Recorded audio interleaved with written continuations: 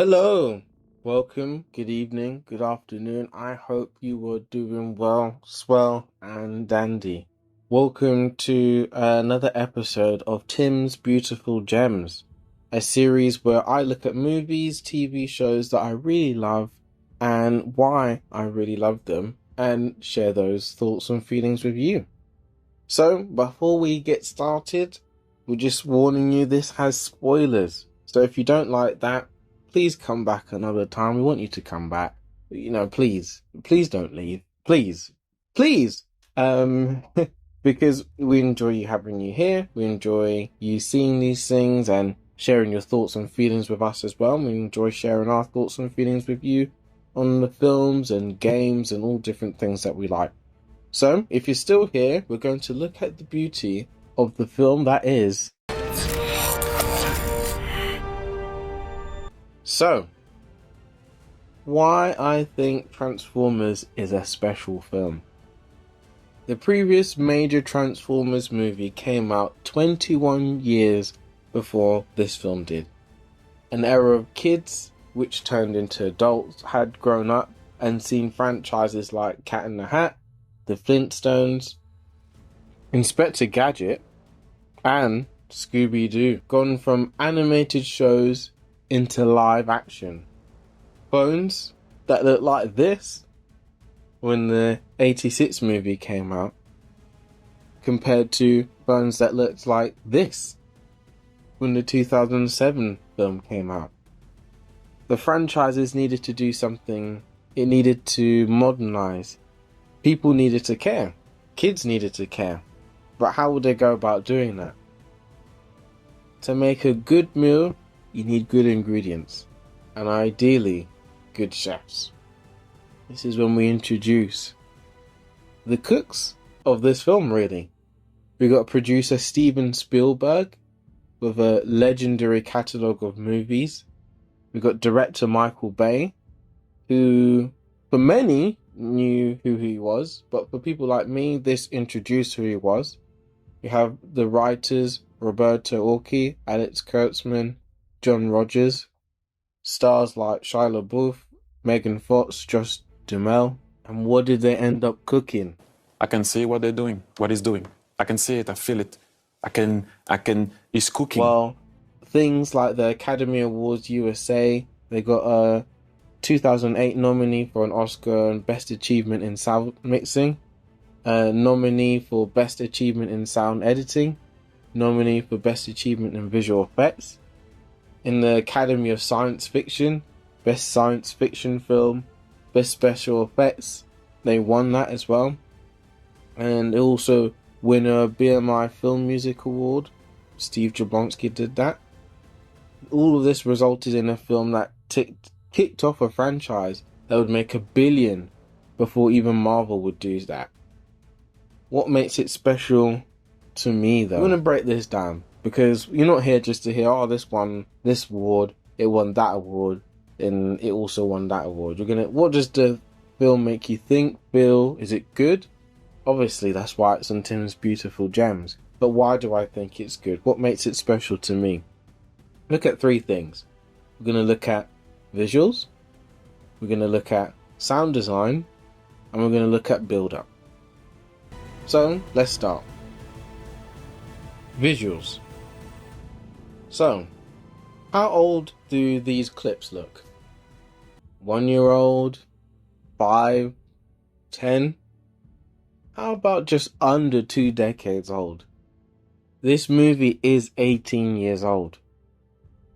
We've taken this for granted until more recently. I know I have in a lot of the Transformers community.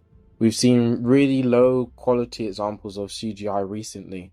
It used to be the norm seeing a Transformers film and the CGI. It doesn't matter what you think or feel, you're like, wow, at least, this looks visually stunning. The quality of it was really good. You could see people put effort into it as well.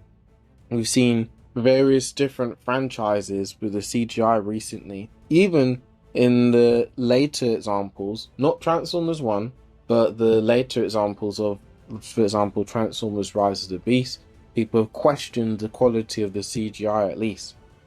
In this film, though, a mixture of practical effects and CGI makes the effects have weight and lets you focus on the story. The Transformers themselves possess such a deep and rich level of detail and complexity, it took the ILM animators 38 hours to fill them in a single frame of the film. Apparently, according to the ILM animators, each and every transformation in the film is unique, even if carried out by the same robot. So with thousands of different components moving about, it goes in a slightly different way each time, but all of these extra details adds to the film. This is because the robots transform in a fluid, instinctive manner depending on the circumstances.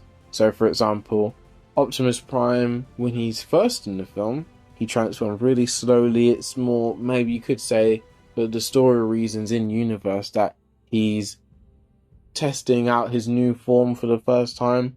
But we see when he comes in the fighting scene, there's no time for that ceremony. He has to transform as quickly as possible, get straight into it. And all of those things add to the film as well. It could be the speed, the terrain, the intent of action, but each transformation was mainly animated to look interesting and believable. Not just like, and then it just morphed into something, which is ironic because that would end up happening later in the franchise. And you can see the difference. That's why a lot of people love the transformations in this film. So, sound design. A random fun fact is Megan Fox, when she was attending a Linkin Park concert, when it was over, the band met her personally and stated that they heard about the new live-action Transformers film, and they asked her whether they could have a song of theirs in the film. This led to the now relatively famous What I've Done, which appears in the closing credits. And if you listen out carefully enough, when Sam and Michaela are talking, so Shia LaBeouf and Megan Fox are talking in Sam's car, which is, spoiler, Bumblebee, when he's dropping her off, you can hear it in the background as well. Steve Jablonsky, who was the guy who did the composing for this, was assisted by his mentor Hans Zimmer, which is crazy when I was reading this to do research for this, because it makes so much sense. I love these composers so much. It's no surprise then that this musical score is so sensational, because this soundtrack is what got me into movie soundtracks. And then it's no coincidence that later on I would go to love Hans Zimmer's soundtracks as well.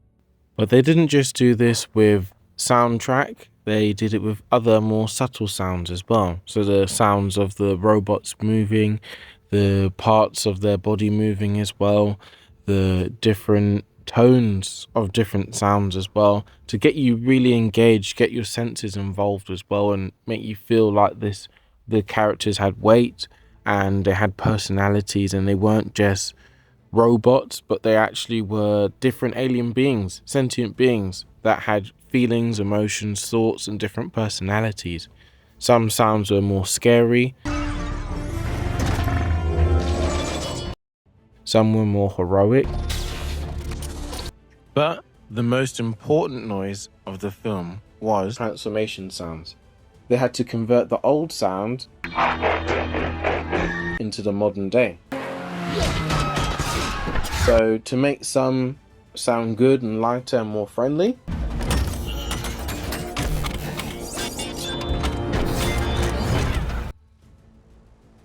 compared to others which sounded more aggressive,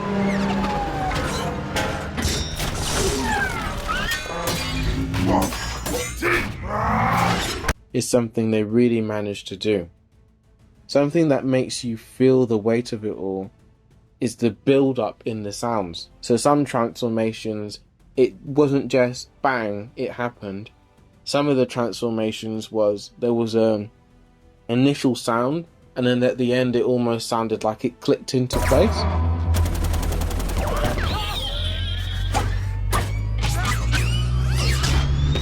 Even with the quicker transformations, you were like, wow, it added to it. And that actually brings me up onto the next subject. Build up. In a world of instant results and instant gratification, and short attention spans, build up can be a bit of a dirty word. It can be an unlikable concept as well, but this film does it really well. The best example of build up in this film are the Decepticons. They're a threat throughout the film, and the threat rises each Decepticon we see on screen, whether it is from the initial bit with Blackout, and then we see Barricade as well. We also see with Frenzy, and this all culminates when we see Megatron later on. The threat builds throughout the film, and the anticipation does as well. The whole weight of the entire film actually lies on the threat of the Decepticons. There has to be a big obstacle for our heroes to overcome for it to have real meaning. And we see the small wins that the Decepticons have, and other choices that the directors and writers actually made to make these Decepticons more threatening. Such as, you have the Decepticons have less dialogue in the film, but most of their lines were cut out to keep them more mysterious. One of the screenwriters, Roberto Orci, reasoned that the more a villain talks, the less threatening they are, which is a really good point. Less can be more, and show don't tell was on full display here. I was looking at the time of the film, and it was about 50 minutes until we actually heard a Decepticon speak English in the movie. Username LadiesMan217. So we're not talking about they spoke Cybertronian and then it was translated, but to see that we had so much of the movie happen before then, they were in a way not human-like. They were removed from us compared to, if you compare it when the Autobots come. Obviously, you know, Bumblebee speaks through the radio, but when the rest of the Autobots come, it's only a few minutes that we see them that they speak English. Are you Samuel James Witwicky, descendant of Archibald Witwicky? Whereas the Decepticons, they're speaking in their other language. It's to make us feel that they're a foreign entity that we can't relate to, which is quite interesting and intriguing. Also with the Decepticons, they caused huge issues for the military, and they gained information. They seemed to be picking up momentum. You didn't see them as a joke, but an actual threat. So it was only until Bumblebee and Barricade had a fight. Yes, I know all of these names of the Autobots and Decepticons. Don't come for me in the comments, because it just is how it is. And actually, if you've got time to be judgmental of how many Transformers I know, you can spend this time to be kind enough to like, subscribe and share. Because please, if you don't, Megatron will get me.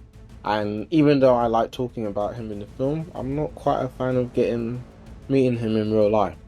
So anywho, as I was saying, the film is, as much as it has its jokes, and there are some jokes that definitely don't land, but there are some jokes that are quite funny and it is quite humorous. There is a undertone that, especially when the Autobots come and they relate how basically they've lost the war and they're sort of on the run. They're like, this is the last resort. You get that a few times where Optimus talks with Sam and they basically say that your world is gonna be packed up, like it's finished, like it might be a GG for you guys. GG is a good game. When you've lost it, it's people having good sportsmanship. So just letting you know that in case you're thinking, what is GG? You might hear it a lot on this channel, so I'm just letting you know that from now. It's threatening, which is good. There's tension as well, the music as well. I believe the music for the Decepticons is actually their names, but it's said in reverse if I'm correct. So that is also an interesting feature as well. The moving pieces, the different character plots going as well. There's almost like three. So we got the Transformers as their own plot. We got Sam, his life as one. And then we also have Maggie Madsen, who's played by Rachel Taylor. And their stories all combine at the end. And it makes us feel like we've gone on a journey with all these different aspects of the film. And it all sort of has a mini climax when they're all meeting and talking in front of Megatron as well, which is quite interesting because talking about it, this is literally just supposed to be in a robotic alien, but you actually feel, oh, this is a bit, you know, he's a bit sinister. There's a bit of tension in the film, which is really good. All of this adds to the end result, which actually makes you feel worried when Megatron is finally thawed out. We see my favorite thing, show don't tell. We hear what Megatron has done, but we finally see when he comes on the scene, we see how the Decepticons keep winning in the film. They've basically almost won for the whole film, and they've only been halted. They've not been stopped, they've not been defeated. They've either been put on a pause for a little bit, or they've either been tourists for the whole film. And we see how the Autobots react with them as well. It often tells you a lot about, well, just a life lesson in general. You don't often learn about what people say about themselves, it's how other people react to them or how they don't react to them. And we can see how the Autobots react to the threat of the Decepticons. They're very intense about, stressed about it as well, saying how it could be the end of the world, and especially if Megatron gets his hands on the Allspark, which is the cube, the MacGuffin of the film, that it will not be good for anyone. And they are indeed correct. So, we see this carry on when Megatron is finally thawed out, and his initial reaction tells us everything we need to know about him. He doesn't need to say, well, I've got this sinister plan and I'm a sinister guy with a sinister tie, because when he's not wearing a tie, but also as well, it actually just shows that he is very intent. He's very intentional as well. He doesn't do things by mistakes. He doesn't do things by half measures. His first question or query, as soon as he is at Lord Megatron. Where is the cube? The humans have taken it. You fail me yet again, Starscream. Get them! screen, doesn't care for him, doesn't care about anything but his mission. When he arrives in the city, the Autobots realize this threat, and we can see by their reaction as well. So, what makes it stand out? Transformers manages to mix a fun, action-packed movie puts it onto the big screen and keeps others like myself coming back. This movie started my obsession with the Transformers franchise, which is actually my favorite franchise, and later with films in general, and as I talked about, soundtracks and all these other things as well. Transformers, I believe, if I'm correct, I think I've not watched a film as much in my life as I have watched this Transformers film. So I know the different music cues, the audio, sound effects, the different characters, the different lines, and different things like that as well. I remember watching it back in good old 2007, which is crazy because this was when you had to go to the ticket booths, and I remember it. I'll speak about the experience very quickly. Went to the ticket booths, and it was a full cinema. We went up into the cinema, and there was an issue with the screen working, and then the screen finally started working, and then my eyes were, wow, absolute cinema. I was seeing sensational things through my eyeballs at the time. And also as well, another interesting fun fact to show you the difference in time from then till now. I saw the trailer, the DVD, which, oh dear, some of you might not even know what a DVD is. The DVD was, for the trailer, was in the newspaper. That's how I first saw anything Transformers related. I wasn't interested in the G1 cartoon, and that is the impact of this film. This film brought Transformers to a new generation.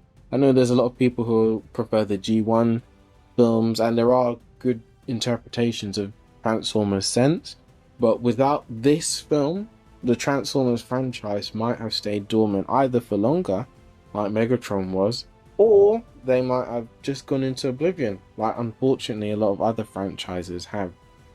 So the lore, the jokes, the amazing CGI has kept me coming back for more, and even in future movies, which all of them haven't been the best, but this film is what allowed me and others to be able to get into this interesting franchise and see all the different lore as well. This film is about talking robots, but it ended up being more than meets the eye. So anyway, let me know your thoughts, let us know your feelings as well. Do you like this type of content? Do you not?